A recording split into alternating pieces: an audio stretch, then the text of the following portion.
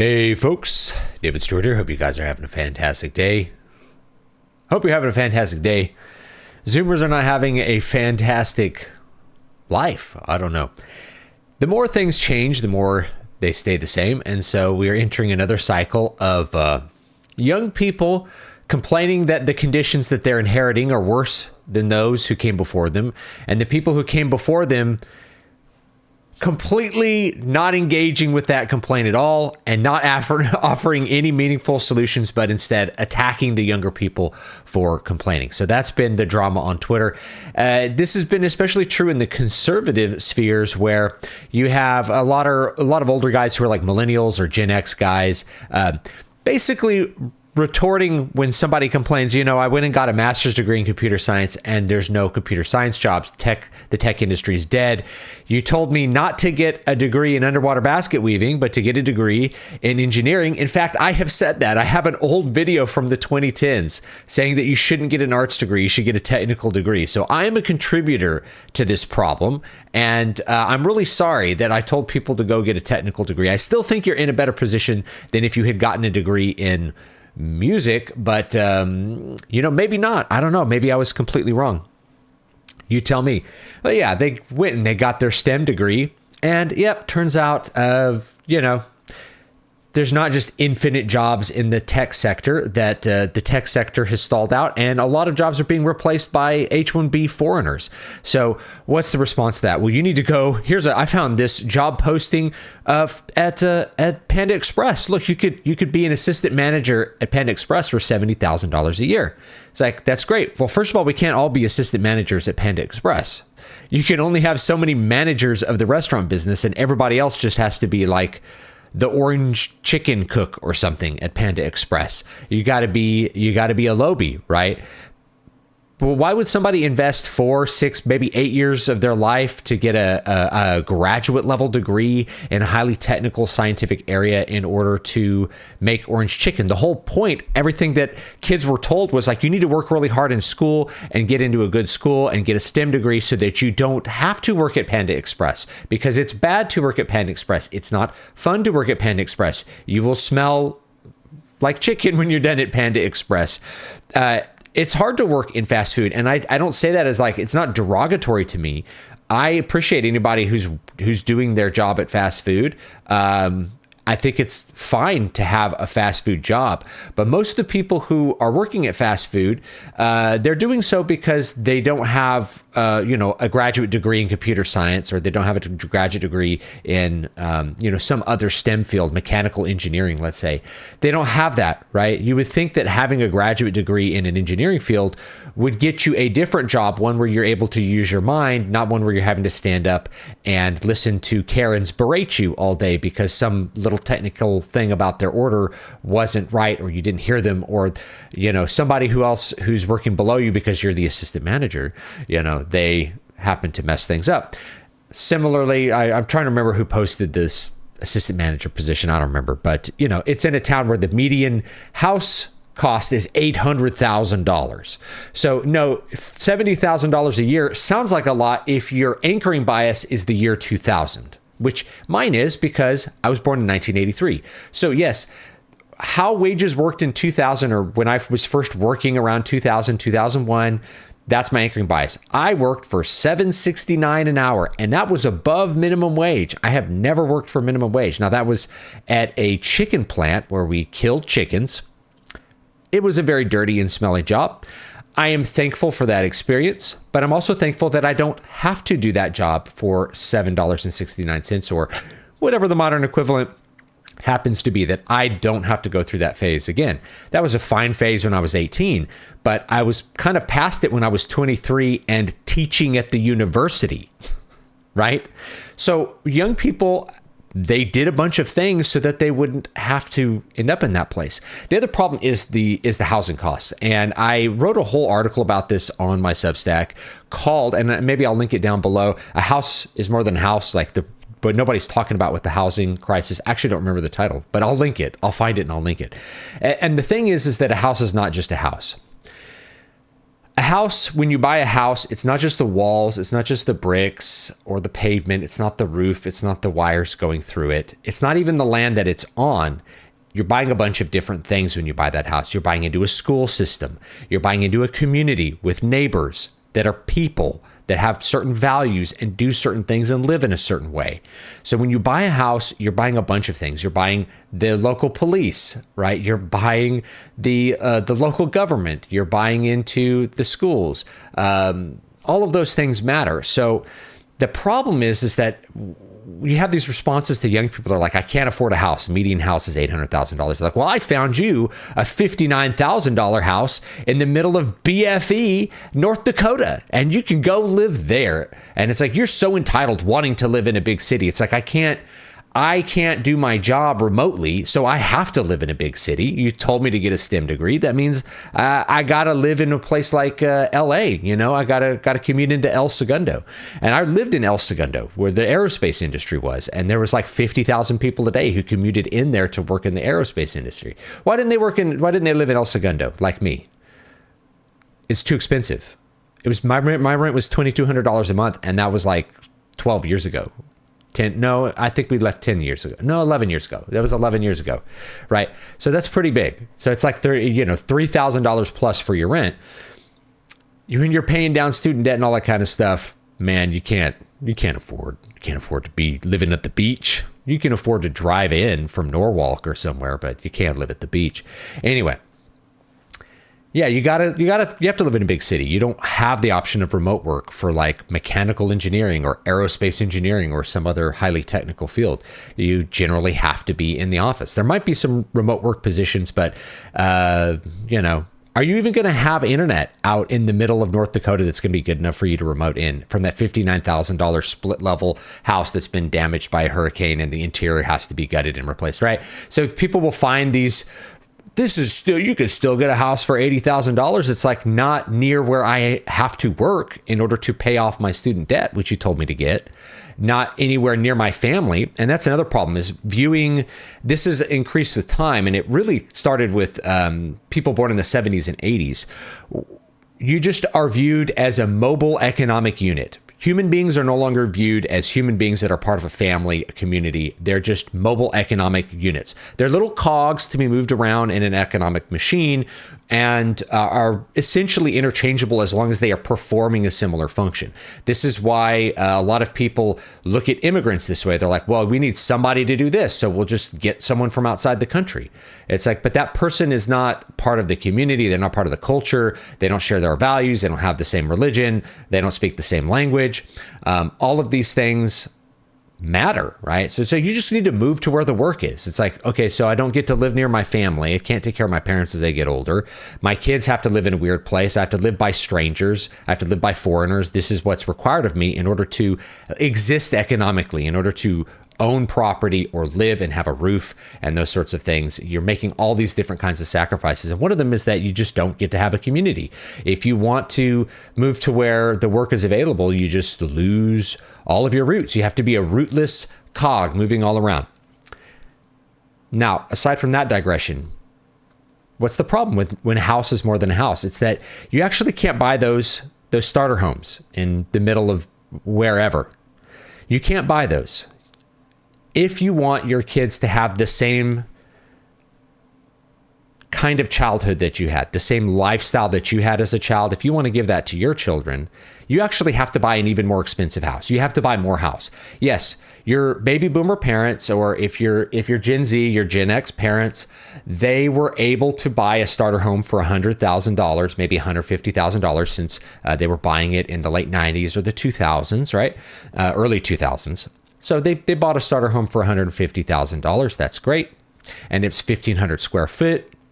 You had no problem living in that 1,500 square foot house. The thing is that the economic realities have really changed, especially since like the 1980s when people could buy those houses for $100,000 or even $80,000. You could buy a really cheap tract home and still feel confident that your kid was not going to get mugged or attacked or kidnapped on the way to school, that he wasn't going to go to a school where kids were going to hate him. They were going to beat him up. They were going to steal from him, assault him, maybe kill him, right? You don't want your daughters to be subject to sexual assault on their way to school. The truth is that those cheaper houses come with all of those social ills now, whereas they didn't before. So for the baby boomers, yeah, they could buy the starter home and still live in a reasonably safe community and send their kids to a reasonably okay school where their kids could be safe and, learn. But that's not really the case now. I have been afforded an opportunity where I don't have to really think that much about the school system because I'm able to homeschool my kids. That is a big privilege. That is a big blessing to my family to be able to do that because, like right now I'm basically educating one of my neighbor's kids. I don't want to get too deep into the whole situation, but I have a neighbor who needs a kidney transplant, can't get sick. We're keeping that kid home from school because there's a lot of stuff going around. If he gets sick, he basically can't get a kidney transplant. Or if he gets a kidney transplant and catches a virus or something, it could be a big deal because they put you on a lot of immunosuppressant kind of drugs. So keeping her home from school. And it's like you get an insight into the school system, and it's not like they're super incompetent or things like that. It's not, you can't be guaranteed the same level of education that even we had being born in the 80s now, right? In the 70s or 80s, we grew up with decaying institutions, but they are much more decayed now. So it's all the more important to buy into a good school system if you're going to be sending your kids to school, or you have to figure out how to get even more money to send them to a private school. So you have to buy more house because you have to get into a better school system. That means you actually have to buy a 2,500 square foot house. You can't buy the 1,500 square foot house because you'd be in the ghetto. You'd be in the ghetto. Your neighbors wouldn't speak English. One neighbor would not speak English. The neighbor on the other side would be cooking up meth and blowing up their shed, right? That's what you would get to buy with starter homes now. They're not really for starters. You have to skip over that. So people who are millennials, people who are Gen Z, why are they putting off having kids? Because you can't afford to give those kids the lifestyle that you would want to give, right? And it's not just the lifestyle of having Legos, right? Or like having video games or something, or going to Disneyland, not that kind of lifestyle. I mean, just being safe walking the streets because of the decay that the baby boomers really have inflicted upon our society. So yeah, you have to, before you start giving out lots of advice to younger people, you really have to stop and go, okay, I acknowledge that there's a problem, right? I acknowledge that conditions are worse. You have to think of two solutions. First of all, what is the political solution? Is there a political solution? What's a feasible political solution? And then, is there something that you can do as an individual? Because the truth is, I have experienced very different economic conditions than the generation that has come after me. Gen Z, despite all these people crapping on Gen Z, saying they're always looking at their phone or lazy, every generation wants to think the next generation's a bunch of lazy bums. As a teacher, because I was a public school teacher, not just a college professor, I would say, in fact, I could compare this because I taught millennials when I was teaching at the college level, and I taught Gen Z when I was a public school teacher. Gen Z is like the conscientious, they are the conscientious generation. Their conscientiousness is very high. They're very diligent learners. They're very diligent with their schoolwork. They're far more diligent than my slacker generation, right? We were the generation of slackers, man. The 90s were like, there's no drive to do anything. You always have tomorrow, there's always going to be tomorrow. We don't need to stress it. We don't need to work that hard. Everybody was just kind of slacking through. Millennials were kind of, the same sort of thing in the early 2000s. But Gen Z was, even my kids who were like not good students, they were very conscientious, diligent workers about what they cared about, right? They really had a drive to like make music or to be good at sports or something like that. There weren't that many slackers. So we're thinking, when we're talking about the people who are complaining, it's people who are really high conscientious, hard workers.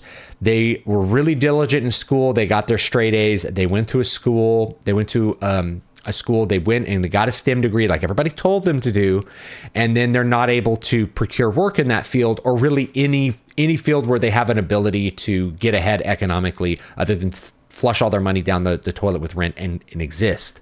And that's not going to be Panda Express. Maybe you take the Panda Express job because you have no other options. Yes, They're doing that. They're doing that now. They're working at Starbucks because they have no other options. Same thing with millennials, right? Millennials all worked at Starbucks with their literature degrees because there weren't any jobs for people with literature PhDs. They just weren't out there. Those jobs just weren't there. So yes, they're taking the crappy jobs, but they don't want to have that job forever. They would like the conditions to be different and to be improved, and they're also thinking of their kids, right? And I think about my kids. How can I improve this situation for my kids? I want when my kids can grow up, they can pick a career or a vocation, an occupation, where if they choose to pay for a certification, which is what a college degree is, that certification will allow them with some reasonable amount of effort to find employment, and that employment will allow them to do the basic things that we expect to do in America, the basic things that, like the American dream, be able to own a piece of property, be able to not have your kids be in danger because you live in the ghetto, right? To have a middle-class lifestyle. I want my kids to have that option, the option to be able to do that. And that's really the complaint that Gen Z has, is like, I don't have the option to do that. It's not like I chose to be a musician. Now, I chose to be a musician, and I did that knowing full well that it's really hard to make money as a musician. Despite that, when I was like 23, I made more money than all my peers, but I just happened to have a good couple of years there. But they didn't buy into that. They bought the thing that, they bought the degree that was supposed to get them a job, that they wouldn't have to worry too much. They'd be able to earn a basic wage. They're not against hard work. But when someone's like, well, you need to be working 60 hours a week, it's like, that's a lot, right? My parents didn't work 60 hours a week and they were able to provide for us. Shouldn't I be able to work a reasonable number of hours to provide for my family? It's like, I'm not asking to be rich. I'm asking to be able to have the middle-class lifestyle that my parents gave me, and which I have worked towards, which I've spent years acquiring certifications to get the economic value to produce that, to have that. Why is everybody putting off having kids? Because you have to wait so much longer. It takes so much longer to build up the economic background, to build up enough economic power to buy a house even. It's just a much bigger deal. Whereas my parents, who were baby boomers, they built a new construction house in their early 20s, working at a grocery my dad was a truck driver and my mom was an entry-level social worker. And they could just build new construction, no problem. Nobody's doing that at 23 now, right? And this thing like, why are you expecting to do that? Well, because previous generations could do that. Well, they're not expecting that, right? They want that. It's a thing that they want.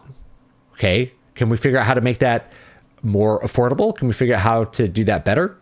How can we help people get the thing that they want? So the hard part is giving people individual, like, what do you need to do as an individual? Everybody pretty much already knows what they need to do. You have to have some kind of job to pay the bills. So you just find a job that you can do to pay the bills. You do what you can, right? I don't have a bunch of technical knowledge to be like, well, you shouldn't have gotten that computer science degree. Shouldn't have majored in programming. You shouldn't have been a computer engineer. That was dumb, right? It's like, what you need to do is take up plumbing.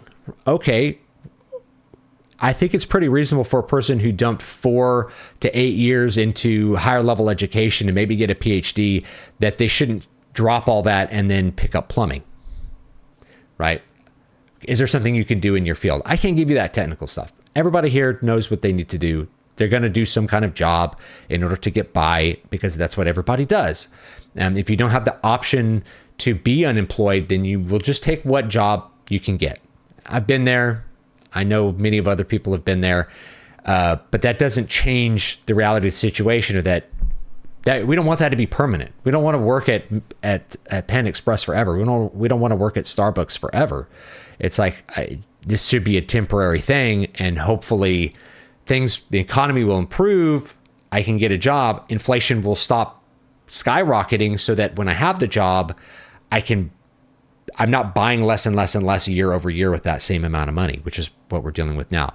Maybe housing prices, if we can reduce the demand, you guys know how to do that, then perhaps housing prices will be affordable again for the Americans who are already living here. Those are long-term solutions. So what do you do in the now? Well, everybody already knows what you have to do. You're just going to do what you have to do for now, right? That's the unfortunate thing. We're just not in a good place. We're coming out of a really bad economy. Bidenomics has been an absolute disaster. High inflationary monetary expansion that has really crippled people's ability to buy property, to buy groceries, to just live a middle class life, to have a middle class has been increasingly more difficult. And so, yeah, maybe people are going to have to wait longer to have kids. My generation, that's my biggest regret, is that we waited to have kids. But looking at our economic situation, we really weren't economically prepared to have kids until I was 30, until my wife and I were 30. It just wasn't an option. We didn't have good enough jobs to pay for anything. Certainly not good enough where one person could stay home and like homeschool them, right? That was just be far out, and so what's going to end up being our solution here? I don't know. I think the dating market for Gen Z is really screwed up. I think you're just going to have to find some way to get people to say, all right, men, you get to get married when you're 30. Women, you have to marry someone who's 30 when you're 20. We have to go back to that dynamic, because that's the only way to like make the economics work out right now. Everything's so expensive. It's so impossible to buy land that, I don't know. People will come up with behavior responses, I'm sure, that will solve a lot of these problems over time. But for right now, things really suck, and that's unfortunate. And I don't ever want to be one of those older guys. I know I have a lot of gray in my beard these days, and my hair's becoming quite silver as I get older here. I've had gray hair since I was 19, by the way, and I've lived a pretty high stress life, so that might be part of it. That just like is always shitting on the younger generation because they're lazy and entitled. It's like, well, I mean, you had everyone in your life tell you if you do this, then you'll get this, and then you did that, and then when you say, well, how can I get this? I want to work and continue to get this. They're like, well, screw you. Go kill yourself. Go throw yourself in a ditch. Go work at McDonald's. No one cares about you. Die. I never want to be that person. You always want to improve material circumstances for the generations that came after you. And up until like the baby boomers, that's what happened. Up until like Gen Y, really, that's what happened. And Gen X is in a bad situation too. Like the timing of certain recessions, I think, has really hurt those people born in the 70s and in the 80s. We really got kind of hamstrung for our start in the 2000s. So if you were born especially in the late 80s, you were getting out of college right during the 2008 financial crisis, which completely wiped me out. It destroyed all the gains that I had in my early 20s, economically at least, and in a lot of cases socially, I guess, which is probably just another story for another day. But that's what you get, It's okay to acknowledge that things are worse than they were before. So I just wanted to talk about that a little bit. Leave me your thoughts down below, especially if you're Gen Z. I loved my Gen Z students. I love my Gen Z students. They were great. Diligent, hard workers, wanting to make a better life, wanting to have the thing that they were told that they could get if they were diligent, hard workers. And it's very disheartening and very demoralizing when you have people say, no, actually, you don't get that thing for being a diligent hard worker, or what we're going to redefine diligent hard work to be absolute abysmal slavery, working 80 hours a week, competing with foreign workers. They don't want that. No one wants that. So what's the point of coming to America even if you have to compete with all the foreign workers that follow you? You come to America for opportunity, even from an immigrant's perspective, and then that opportunity continues to decrease year after year because they won't ever stop bringing in more immigrants. That's a problem too. Anyway, leave me your thoughts down below, and I will see you all next time. Have a great day.